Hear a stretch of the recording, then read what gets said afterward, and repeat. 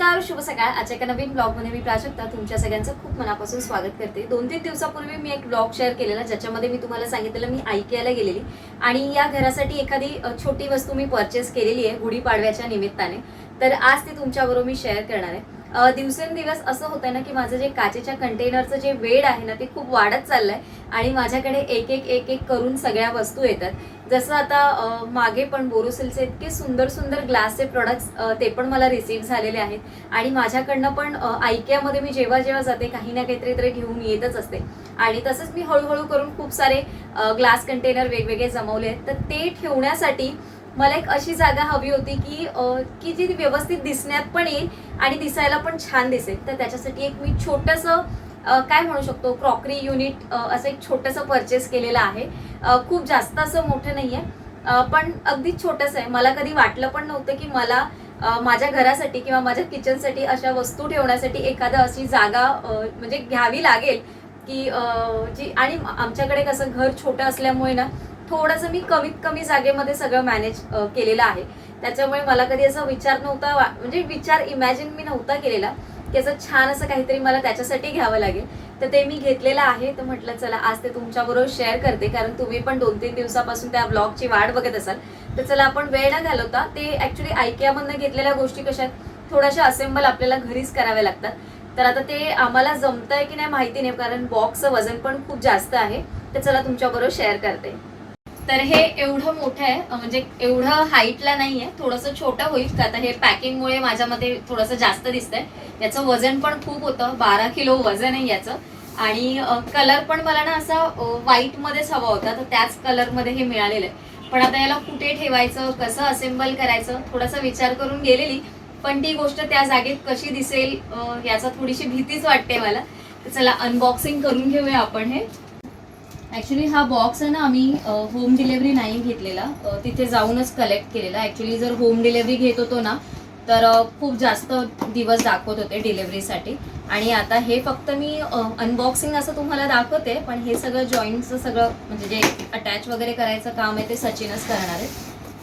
तर हे फक्त मी आता तुम्हाला रफ ओपन करून दाखवते कसं आहे ते.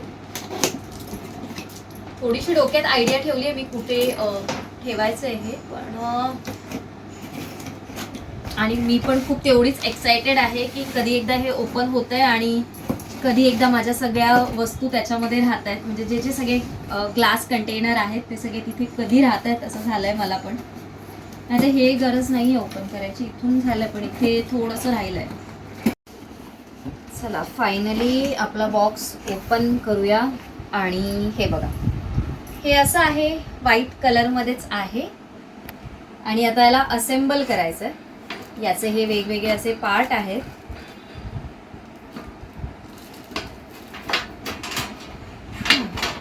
हाईटला म्हणाल तर हे एवढं असं हाईटला आहे म्हणजे तुम्हाला कळलं असेल हे एवढं स्क्वेअरमध्येच आपल्याला ज्या काही वस्तू आहेत त्या ठेवायच्या आहेत.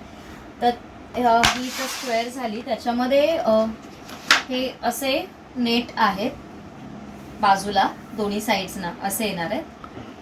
तर ते पण आहेत 4. त्याच्यानंतर हे यांनी काहीतरी दिलं आहे पॅकिंगसाठी असेल वाटतं हे. त्यानंतर हे सगळे स्क्रू वगैरे आहेत सगळे फिट्स करायला वगैरे त्यांना जे काही लागतील ते. हे आय थिंक लास्टला असेल, खालचं असेल बेस सर्वात शेवटी. त्याच्यानंतर इकडे ना हे सगळे ग्लास आहेत जे हे बघा ह्या सगळ्या काचे जे आहेत ना मध्ये मिडल शेल्फला सगळे ग्लास आहेत. तर हे याच्यामध्ये ठेवलं आहे आणि हे पण असं आहे बघा वरती लावायला अशा ग्लास आहेत. त्याच्यानंतर याच्यामध्ये हे सगळं मॅन्युअल त्यांचं असतं. हे बघा हे अशा पद्धतीने दिसेल व्हाईट कलरमध्ये.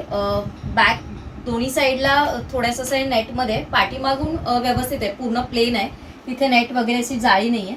फ्रंट साईडला पूर्ण ट्रान्सपरंट आहे, पूर्ण ग्लास काचेचं येणार आहे. तर ही एक आहे साईड बाजू. हे दिसतं तेवढं सोपं नाही आहे असेंबल करायला. IKEAचे प्रोडक्ट खूप वेळ जातो म्हणजे त्यांचं फिटिंगच थोडंसं वेगळंच असतं काहीतरी. तर आता मी हे ओपन पूर्ण नाही दाखवत आहे. हे बघा ही असं आहे आणि हे इथे ग्लास आहे एक वेगळं. माझ्या मते हे डोरचं आहे, डोरच्या साईडला आणि बॅक साईड आहे. चला आता असेंबल करूया. च्याच आतमध्ये असणाऱ्या युजर मॅन्युअलमुळे ना हे असेंबल करणं थोडंसं इझी जातं. म्हणजे आयकियाच्या प्रत्येक प्रॉडक्टमध्ये म्हणजे जिथे जिथे असं फिटिंगचं वगैरे काही असतं ना, तर त्यांचं एक युजर मॅन्युअल येतंच. मग त्याने तुम्ही बऱ्यापैकी हे असेंबल करायला मदत करू शकतात. आणि यांचे स्क्रू वगैरे आहे ना, हे अगदी वेगळं असतं. आपण कसं म्हणतो की आता आपल्याला फिटिंग करायचं ते इथे होल आहे, तर बाहेरून आपण एखादा स्क्रू घेऊन येऊ आणि मग तो लावू, तर नाही, यांचं फिटिंग प्रॉपर वेगळं असतं आणि यांचे स्क्रू जे काही असतात ना ते पण वेगळं असतं. तर त्याच्यामुळे हे थोडंसं फिटिंग करायला थोडंसं आधी बघावं लागतं. त्याच्याशिवाय तुम्ही डायरेक्ट फिटिंग याच्यावर करू शकत नाही. ही वस्तू घरासाठी घेण्याचा विचार तर चाललेला, पण स्पेसिफिकली हा प्रोडक्ट घ्यायचा असं काही नव्हतं. आम्ही जस्ट रँडमली आयकियाला गेलेलो आणि बघताना असा विचार झाला की अरे हां, हे किती छान वाटतंय ना, की आपल्याकडे कसं दिसेल हे आम्ही थोडंसं घाबरतच घेतलं. म्हणजे घाबरत यासाठी ना की ते कसं दिसेल किंवा आपण ज्या वस्तू आहेत त्या त्याच्यामध्ये राहतील की नाही. आणि मी जिथे ठेवणार आहे जागा ती अगदी बाहेरच्या साईडला आहे. म्हणजे असं किचनमध्ये मी काही ठेवणार नाही. आणि मेन म्हणजे अभाव जागेचा असल्यामुळे ना आम्ही एवढे दिवस विचार करत नव्हतो. जसं तुम्हाला माझ्या किचनमध्ये पण बघून कळत असेल की थोडीशी जागा स्पेस थोडीशी कमी असल्यामुळे मी बऱ्याच वेळा विचार करते की कुठे काय ठेवू आणि कशा पद्धतीने अरेंज करू. काही दिवसांपूर्वीच मला एक कमेंट आलेली की प्राजक्ता, तू गॅस शेगडीच्या इकडे कुठेतरी एक छोटासा काहीतरी शेल्फ किंवा काहीतरी असं कर की जेणेकरून तुला तिथे मदत होईल तुझं बाकीचं सगळं ऑर्गनाईज करायला. तर हे त्याच्यासाठीच एक सजेशन्स होतं. ते खूप छान वाटलं मला आणि त्याच्यानंतरच काही दिवसातच मी आता हा आपला व्हिडिओ पोस्ट करते. तर हे आम्ही आता थोडंसं असेंबल करून घेतलं. पूर्ण असेंबल नाही झालं अजून हे. आणि हे कुठे ठेवणार आहे मी, तर हे मी इथे ठेवायचा विचार करते, म्हणजे एवढ्याच साईडला, कारण हे थोडंसं वाईट आहे आणि दोघांचं पण सेमच कलर कॉम्बिनेशन वगैरे दिसेल. तर मग हे इथपर्यंत वगैरे एवढं जाईल म्हणून मी विचार करते इथे ठेवते. आणि कसं साईज पण तेवढी अशी छोटीशी आहे, ती माझ्या या जागेमध्ये बरोबर जाईल आणि ते छान दिसायला पण छान दिसतील सगळे. याच्यामध्ये ना थोडंसं ड्रिलिंगचं काम आहे. म्हणजे हे थोडंसं ते ड्रिल करून ते भिंतीला सिक्युअर करायचं आहे. म्हणजे तुम्ही नाही केलं तरी चालतं, पण मी काय करणार आहे, कारण याच्यामध्ये सगळे ग्लासच्या वस्तू असणार आहेत, तर मग उगाच त्याचा बॅलन्स हे व्हायला नको, म्हणून मग मी इथे थोडंसं भिंतीला ते ड्रिल आहे ते करायला दिलेलं, मग ते होल करून मग इथे आम्ही ते सिक्युअर करून घेऊन मग हे इथे ठेवायचं आहे. ग्लासचा डोर वगैरे नंतर लावेन, कारण ते आता सिक्युअर करून घेऊन मग आपण लावूया. तर मला असं वाटतंय की इथे या जागी हे बघा, हे बरोबर बसतंय आणि हाईटला पण खूप जास्त नाही. पण जेव्हा आता पूर्ण रेडी होईल तेव्हाच त्याचा फायनल लुक कळेल. आणि जेव्हा याच्यामध्ये लाईट्स वगैरे येतील ना, तेव्हा त्या अजून छान दिसतील. तर लाईट्स लावायचे आहेत, तर त्याच्यासाठी म्हणून मग मी इथेच ठेवलं, कारण हे स्विच आहे इथे, तर ते कनेक्शनला मला बरं पडेल, म्हणून हा विचार चालला इथे. चला आता हे इथे ड्रिल करून घेते. त्याच्या आधी हे सगळं मला उचलावं लागेल इथे ड्रिल करायचं म्हटलं तरी. तसं असं वजनाला थोडंसं हलकं आहे, खूप जास्त असं नाही, पण जेव्हा आम्ही आणलं ना तेव्हा खूप जास्त वजन वाटायचं वाटत होतं.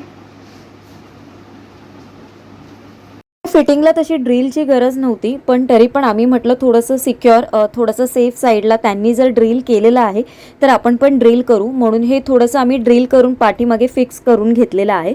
म्हणजे ते इझी आहे, तुम्ही लगेच काढू पण शकतात. एकच स्क्रू आहे, तो पटकन तुम्ही रिमूव्ह पण करू शकता. असं खूप काही त्याच्यामध्ये असं भरपूर ठिकाणी ड्रिल केलं असं नाही. आणि फायनल लुक तुम्हाला दिसेल. आता हे वरचे जे डोर आहेत त्याचं फिटिंग करून घेतो. इथे पण एकच स्क्रू लावायचा होता, एका वरून होता आणि एक खालच्या साईडने, असे 2च स्क्रू होते फक्त फिटिंगसाठी. बाकी इथे पण कसे 4-5 स्क्रू वगैरे असं देखील काही नव्हतं. डोर लवकर फिट झाला, बाकीच्या याला थोडासा वेळ झाला. टोटली आमचं तरी पण एक अर्धा-पाऊण तासामध्ये हे सगळं फिटिंग वगैरे सगळं झालं. आता आतमधल्या या ज्या शेल्फ आहेत 2, त्या ग्लासच्या आहेत.